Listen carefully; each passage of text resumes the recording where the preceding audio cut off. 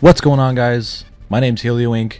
and I got an awesome video for you. So basically what I'm going to be doing in this video is going over how to play search and destroy on solar. So I've been getting into the competitive scene again, and I just want to kind of give you guys some advice on how to play certain maps, where to go, where not to go, what to do, and also what not to do.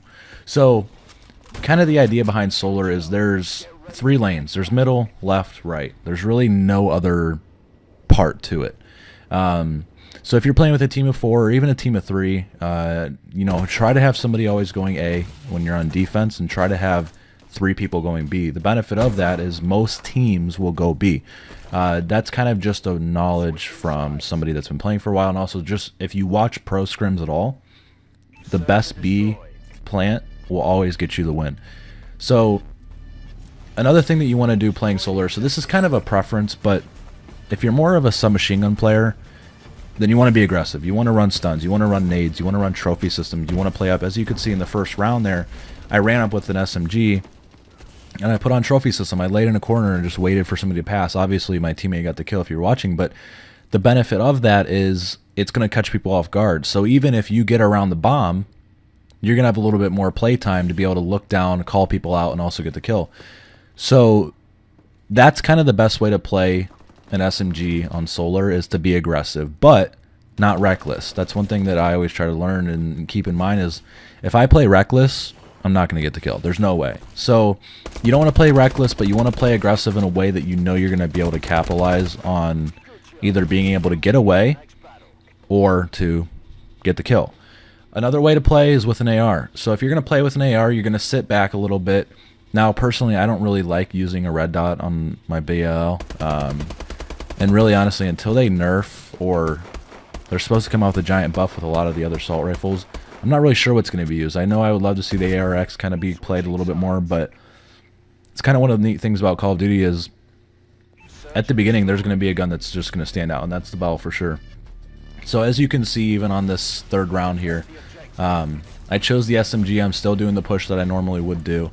And this is what I was talking about, you guys, so once you see this, you'll kind of know. So if I get in this corner and lay down with trophy, you'll see it actually does take a stun too, because it does help me out, and I don't get stunned, which also means that they're not going to get a call out. So this guy tried to stun me, so he probably think I ran away, so he wasn't going to push right away. So that's kind of a tactic that you want to play. You want to play aggressive, but not reckless.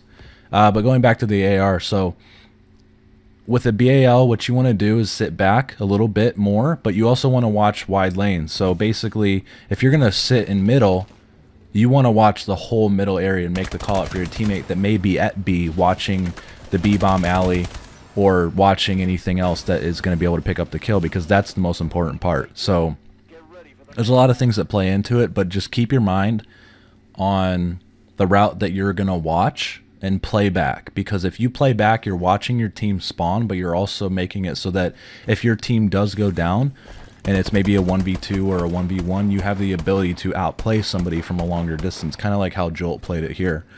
So those are the 2 play styles of solar. There's really nothing else. You can also snipe, but sniping is kind of a risky maneuver to do, just because it's kind of one of those things where you're going to get the kill or you're not going to get the kill, and then you're going to play with your AR or SMG. So there's really no benefit of sniping on this map, because there are a lot of cover. There's just a lot of cover in this map, so it's kind of hard to figure out, you know, if you're going to snipe, where some people are going, because honestly, the range of this map, you could just use the BAL and gun somebody down the same distance as a sniper just as fast. That's the benefit about it. So let me talk a little bit about the bombs. So, like I said earlier, B-bomb is where most people go. It's just an easier bomb. There's a lot more cover. There's a lot more corners, things like that. But A is very underestimated. So, what you can do is, if you know a lot of the enemies are at B watching it, what me and my team do is we do a hard A push. We all run down. We hug glass walls, so if they are sniping 3rd story, they're not going to be able to pick you off, which is a really benefit, because you can get 3 people in with ASM1s and A-bomb and just rush with SMGs and just sit in a corner and wreck house. So that's the benefit about, you know, running to A, getting the plant. And if you're going to do an A push, you want to plant right away. That is one benefit. Don't wait. You just got to do it quick. Now, if you're rushing to B, you want to stun, you want to do the nades, kind of like you can see me doing in this video a lot. Obviously I just messed with my stun there, but you can really just see my whole team knows to stun, they know to watch, but everybody's getting set up. So if you're watching the mini map while I'm talking, everybody's kind of getting set up. And I know we weren't playing the best of people, but I kind of chose this game just as a you know, example to play with. But you want to get your teammates set up if you're the bomb carrier, and then you want to push. You know, you shouldn't be pushing first, because if you get bombed down in a really bad spot, you kind of just screwed your team over. So, and another thing with planning on solar, make sure that you plant quick. The thing about planning on solar is if it's a 1v1 or a 2v2 and you don't plant bomb right away, if it does get down to that 1v1 situation, it is so easy to go back and forth. If you just watch the mid lanes with sewer and then go to blue room near A bomb, it's a really easy way to get a kill, because you can just keep going back and forth and check your bomb. So if you are on the planner side, try to get the bomb down when it's either a 3v3, a 2v2, because once it gets to that 1v1 situation, if it does, it's going to be very hard to plant the bomb, and then you're playing a game of catch up to try to get the kill, to get the bomb off, and it's just a really stressful situation. So you basically want to predict where the enemy's going to go on this map, and then also you want to try to get the bomb off. So if that kind of, you know, gives you guys an idea of how to play this map, and then this last round you can see I just kind of pushed up middle. This is also a tactic I take. Put trophy on, put the boost running. I don't know what it's called, that was a mind blank. But, you know, get through mid, go down to sewer, and then catch people off guard. That's a really good tactic too. So I hope you guys took something from this. If you guys liked the video, make sure to comment and also like it.